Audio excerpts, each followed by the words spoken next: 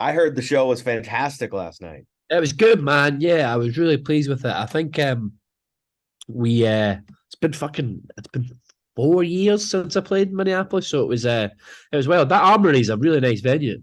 That's really cool. It's a beautiful. I mean, almost like it shouldn't be a concert venue. It's so nice, you know. Brilliant. Really nice. So you know what? I'm gonna go off script. I'm just gonna say something to you because I'm twice your age. Lots of wisdom. See it right here. See the wisdom. Yeah, I see it. You don't have to fucking do anything that you don't want to do. All right. Okay. Thank you, man. I mean, seriously, I know this from everybody in our building. Yeah. We've all watched the documentary. We all love you and care about you. You're a human before you're a pop star. All Oh, right. thank you so much, man. That really means a lot, actually, you saying that. It's been yeah, it's been a full-on couple of years, but It has. It has. You take care of yourself is all I'm saying, man, because and I appreciate it.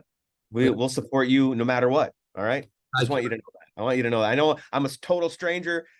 Maybe doesn't mean anything, but it's, you're a human first, like I said. You know what I mean? Thank So you, man. Appreciate yeah. that. And just, I just got goosebumps. Like we genuinely care. You're a very likable dude. So Thank you, man. No, it really means a lot. all right. Yeah, absolutely, absolutely. What was that thing like to make? It's not fun. I'll tell you that much. I wouldn't say because when I was approached to do it, it was like 2019, and it's like, oh, sorry, I'm just my manager's message to make it.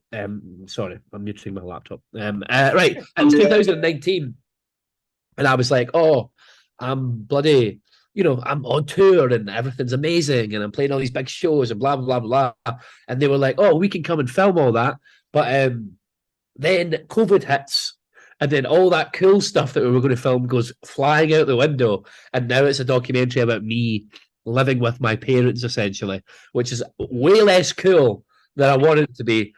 But it's one of those things where it was like, I just, it became a very different documentary than what I had expected. But, and obviously, not great, but after it and watching it back, I think it's.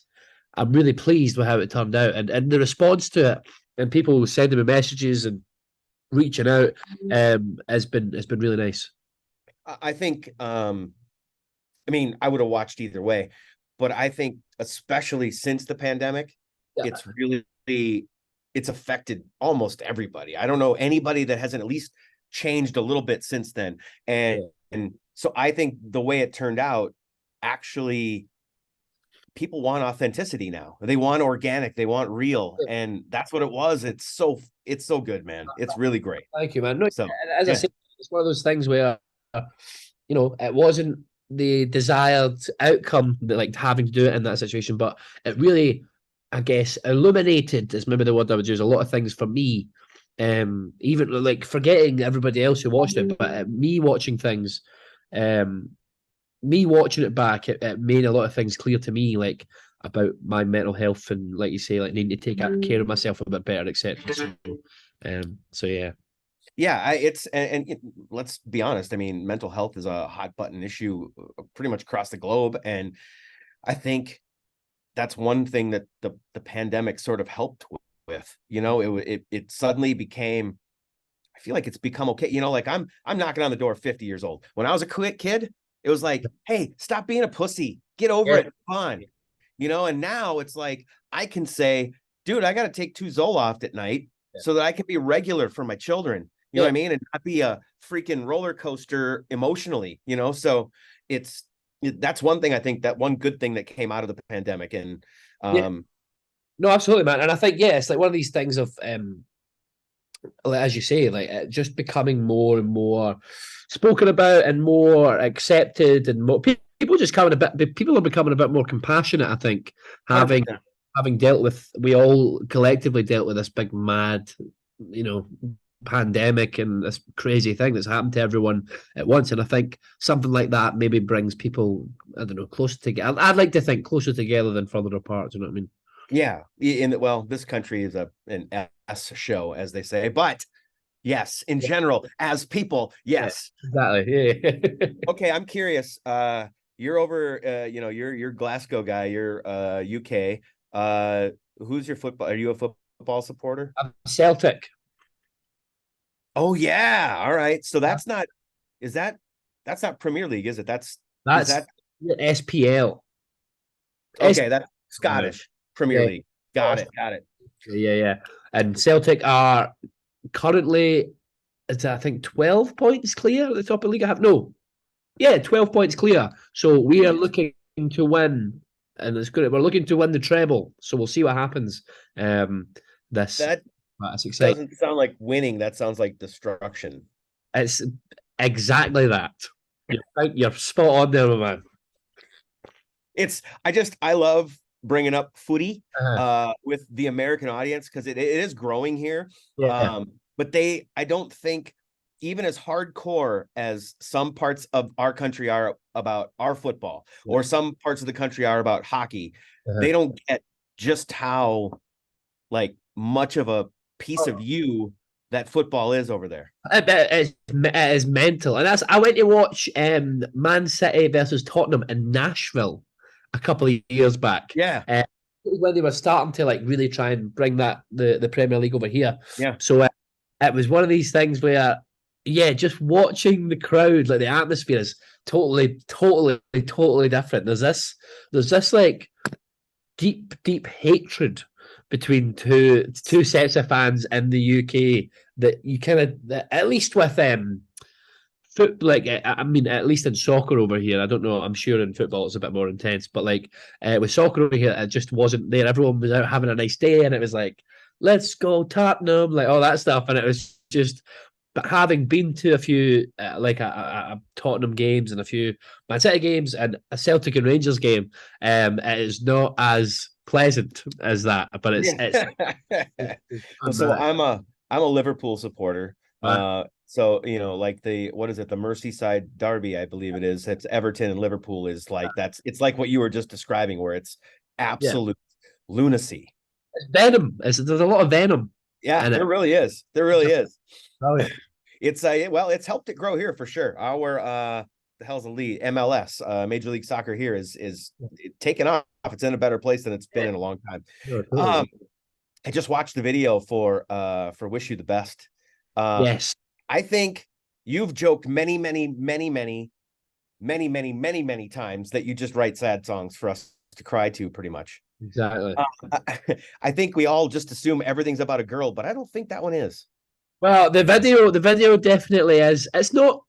The video is obviously extremely depressing. I really wanted to go full on with that, and it's actually about like we took the idea from there's an old like kind of, I don't know if it's a true story, but called Greyfriars Bobby in Scotland, and it's about this dog that went to, I can't remember what its owner did. That's escaping me slightly, but this dog actually went to his owner's grave every day until he died, like this little dog. So it was like a real story. And then yeah, we used it for the video, and it's like genuinely the saddest thing I've ever seen. Even when I came up with the idea, and even watching it back, I was like, Jesus, this is intense. But Sad yeah, even for me. Yeah. the song "Wish You the Best." It was like it's more of a song about not necessarily relationships, but like just talking about the things you don't say or the things you leave unsaid to someone who's no longer in your life, someone or something that's no longer in your life. I think it's so like if it was a relationship, for example, and someone had moved on from the relationship, but it was kind of amicable, you want to tell people sometimes, I don't want you to leave, and I don't like if a friend or colleague or whoever gets a job, on the other side of the world in Australia or something, and you're like, oh, you know it's the right thing for them to do, but there's a selfish part of you that wants them to stay and not go anywhere, and you want them to be here and not go out and do that because selfishly you want to have them with you and you don't want to lose them. But you kind of don't, you just don't say it because you know for a fact that this thing is the best thing for that person to go and do it. Do you know what I mean? Yeah, it's I'll tell you what, man, for not that you're, a young pup, it's not like you're 12 years old, but for being 26 and having the the introspection, the insights that you have to humanity is it's a gift, man. So just I'll tell you what, no matter where life goes, no matter where touring goes, whatever, you keep pouring it out into song and we will continue to support it, my friend. It's I appreciate it, yeah, man. the perspective that we got on before you go in the documentary, because I didn't know all that. I'm not one of those to go digging and finding literal meanings. Of course, yeah. But when we got that, and wow, to watch your mom watch you, and even to give a bit more perspective on someone you loved, it's good stuff. So for real, I want to say this so people know. Yesterday didn't work out. The label said, don't worry about it. We said, it's fine. We get it. You're the guy who said, nope, we're fucking doing this. Yeah.